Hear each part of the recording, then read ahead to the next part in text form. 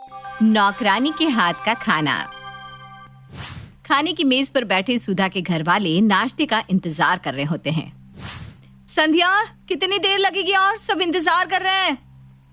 बस हो गया भाभी, 2 मिनट। संध्या नाश्ता लाकर सबको परोसती है। वो आज उठने में ना देर हो गई थी। अरे कोई बात नहीं, होता है संध्या, हम खा ले फिर तुम भी खा लेना। हाँ, बिंदिया की बातें सुनकर सुधा कहती है, दाई नौकर को इतना सिर पर चढ़ाना सही नहीं है। बाकी मुझे क्या, खुद झेलना बाद में कुछ हुआ तो।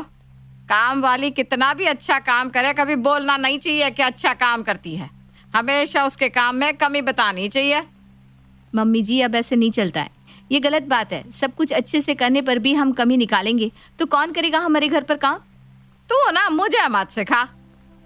अरे भाई, तुम दोनों बाद में बहस कर लेना, अभी नाश्ता तो करने दो। सब नाश्ता करते हैं और खा पीकर अंकित कहता है, खाना खाकर वो मजा नहीं आया। तुझे कैसा लगा पूजा? भैया, मुझे तो संध्या के हाथ का खाना बिल्कुल पसंद नहीं है। तीखा तो लगता ही नहीं है, लगता है जैसे कोई पेशेंट का खाना खा रहे हैं। भैया, ये काम वाली बदल दो ना। सच में खाने में कोई स्वाद नहीं है। संध्या, ये कैसा खाना बनाया है तुमने? ठीक से खाना बनाओ, नहीं तो कहीं और काम देख लेना। मेरे यहाँ नहीं चलेगा ये सब। बिंदिया को छोड़कर सभी संध्या के खाने में कमी निकालते रहते हैं। नाश्ते के बाद बिंदिया संध्या से कहती है, सुन, सब्जियां बहुत सारी पड़ी है, तू एक काम कर, भाजी बना ले। सब्जियों का मजा तो झाड़े में ही है, ऊपर से सबको पसंद भी बहुत है। ठीक है भाभी, मैं बना लेती हूँ। थोड़ा टाइम ज्यादा लग जाएगा इसमें। अरे तो क्या है दिक्कत है, उल्टा तुझे अच्छा ही हो जाएगा ना। एक टाइम में तेरा रात का काम भी हो जाएगा। सब रात में भी ना पाव भाजी खा लेंगे। ठीक है भाभी।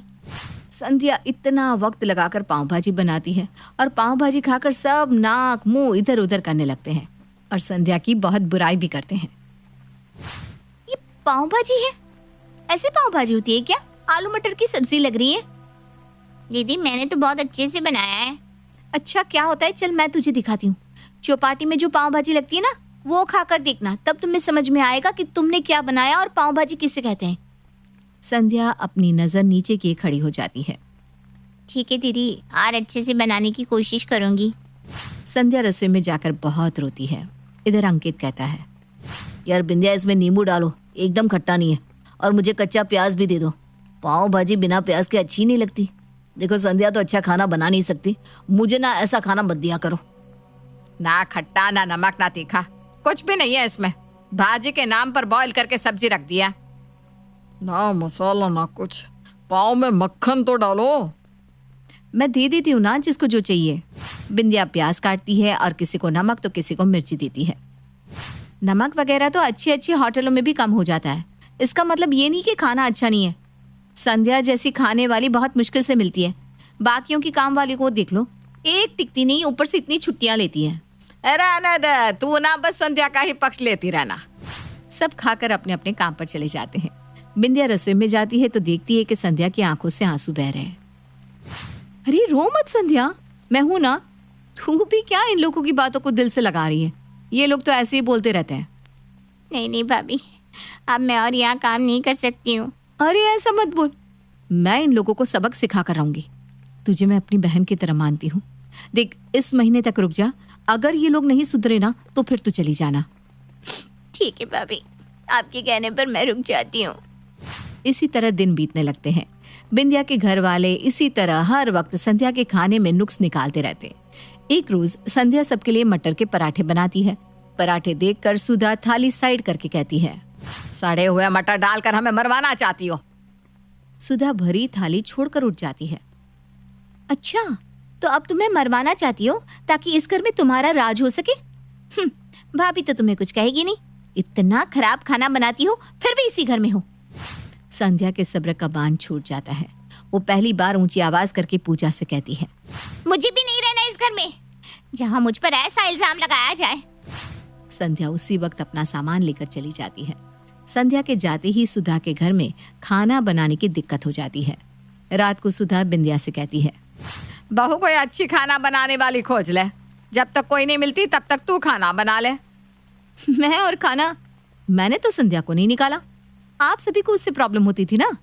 ऊपर से डॉक्टर ने मुझे काम करने से मना किया है। मुझे गैस की स्मेल से उल्टियां होने लगती है। मेरे बच्चे की सेहत के लिए ये बिल्कुल अच्छा नहीं है। बिंदिया बिना खाना बनाए अपने कमरे में चली जाती है। इधर खाने के वक्त सब एक दूसरे का मुंह देखने लगते हैं। सुधा अंकित से कहती है, बेटा आज तो खाना बनानी है, एक काम कर बाहर से ही मंगवा ले खाना। हाँ भैया, बाहर से ही मंगवा लो। ऐसी भी संध्या का खाना खाकर ना मुंह खराब हो गया है। ठीक है, तो पनीर और कुलचा मंगवा लेते हैं। अंकित बाजार से खाना ऑर्डर कर लेता है और सभी खाना खा लेते हैं। रात तो कट जाती है, लेकिन अगली सुबह फिर वही परेशानी कि नाश्ते में क्या मिलेगा।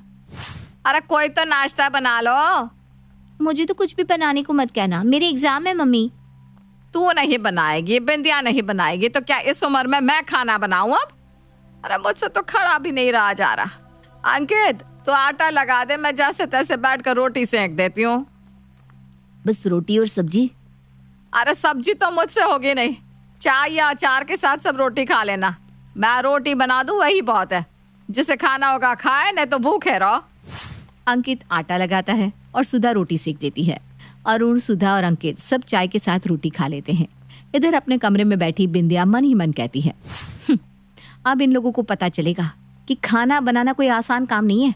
बिना मतलब के किसी को परेशान करना रोज एक ही बात पर क्या होता है। मुझे तो आदत है, मैं तो कुछ भी खा लूंगी।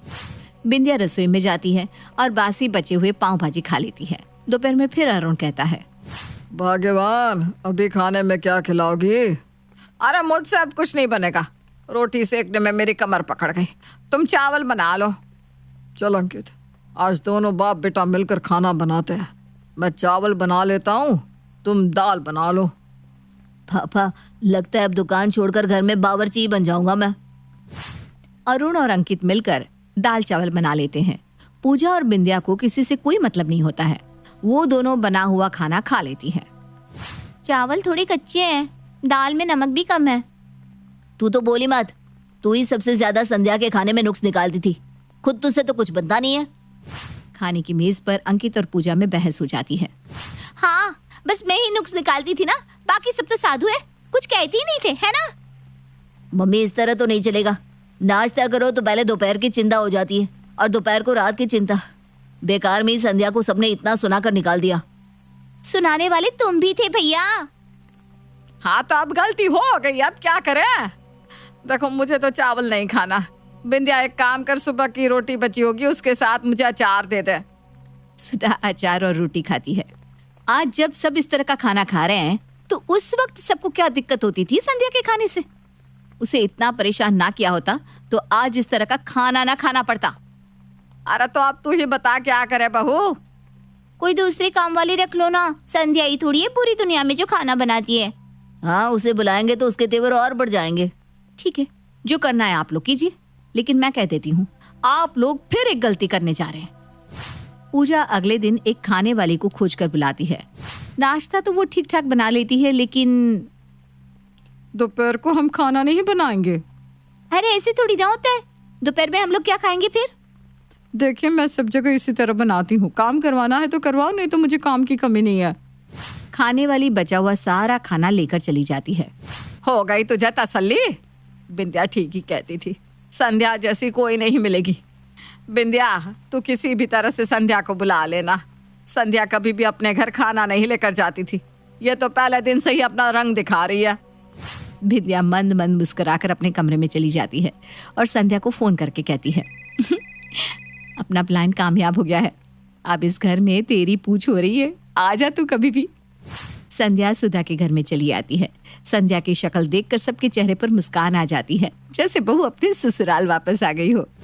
आओ आओ संध्या, तुम्हारा अपना ही घर है। आओ ना संध्या, बैठो ना थोड़ी देर, बाद में रसोई संभालो। हाँ ठीक है, मैं इस घर में तभी खाना बनाऊंगी जब मुझे इस घर में वापस कोई चिक चिक सुनने को ना मिले। तब सब एक साथ बोल पड़ते हैं, अरे कोई कुछ नहीं कहेगा, तुम्हें जैसा बनाना है बनाओ। कोई कुछ नहीं कहेगा, तुम्हें जैसा बनाना है बनाओ। कोई कुछ नहीं कहेगा, तुम्हें जैसा बनाना है बनाओ। संध्या अब सुधा के घर में खाने वाली नहीं, घर वालों की तरह रहने लगती है।